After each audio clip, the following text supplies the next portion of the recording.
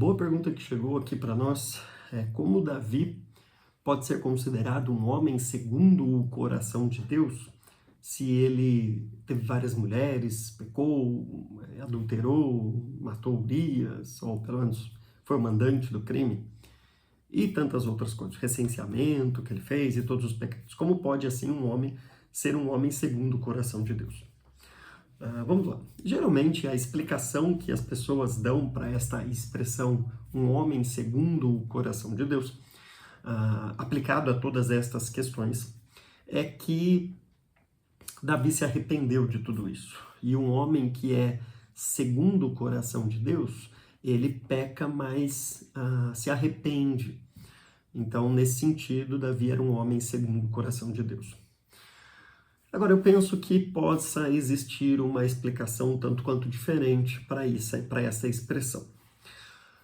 As pessoas muitas vezes entendem a expressão um homem segundo o coração de Deus como se isso fosse uma expressão mais se referindo ao coração humano, ao coração de Davi.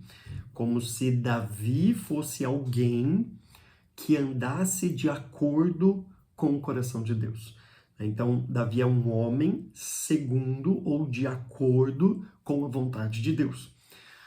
Quando, na verdade, eu penso que essa expressão deveria ser entendida de modo contrário. Davi é o homem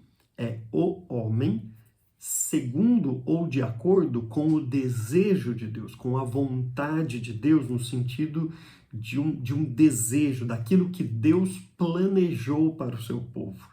Então, Davi é um homem segundo o coração de Deus. Era Davi que Deus queria para ser rei. E é muito interessante que essa expressão vem bem num contexto histórico em que o desejo do povo era um rei segundo os outros povos, que era Saul, por critérios e motivos equivocados, porque ele era mais alto, bonito, de presença e tudo mais, como os outros reis dos outros povos. E Davi, coitado, foi rejeitado até pelo seu próprio pai. Quando Samuel chegou lá na sua casa, perguntou, você tem mais algum filho? Ele, não tenho mais nenhum. Aí ele, na verdade eu tenho um ali cuidando das ovelhas. E quase que ele esquece do seu caçula desprezado ali. Então, se nem o pai dele, Jessé, nem seus irmãos viam eles com bons olhos para ser rei, quanto mais o povo em si, que ansiava um rei como os outros povos, alguém de presença realmente, alguém que fosse um cartão de visitas ali para as relações diplomáticas da época, vamos assim dizer. Então esta expressão mostra que Saul era um homem de acordo com o coração do povo, de acordo com aquilo que o povo queria, seguindo os critérios que o povo queria. Davi não. Davi era um homem segundo o coração de Deus.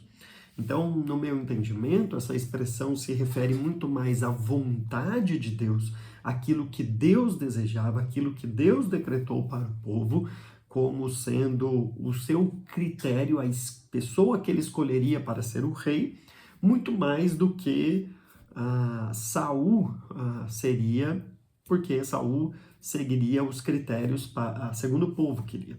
E também muito mais do que uma expressão que exalta o caráter de Davi. Porque, na verdade, quando a gente olha para a história é escrita exatamente desta maneira.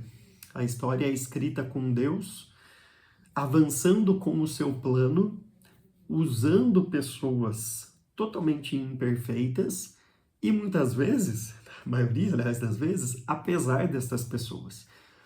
O que a Bíblia mostra realmente é que Deus não depende do caráter de alguém, não depende das qualidades de alguém para avançar com o seu plano que ele estabeleceu antes da criação do mundo. Mas isso acontece a despeito das pessoas. E Davi é mais um exemplo, não é o único exemplo da Bíblia.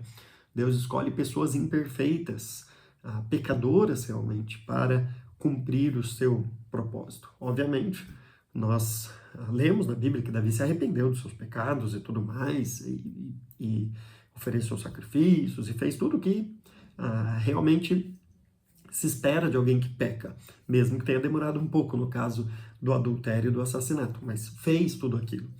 Mesmo assim, essa expressão não se refere, então, ao seu caráter em si, mas à ação de Deus, que olha para Davi e diz: Este é quem eu escolhi, este é de acordo com o meu coração, segundo o meu coração, a quem eu realmente escolhi para liderar o povo.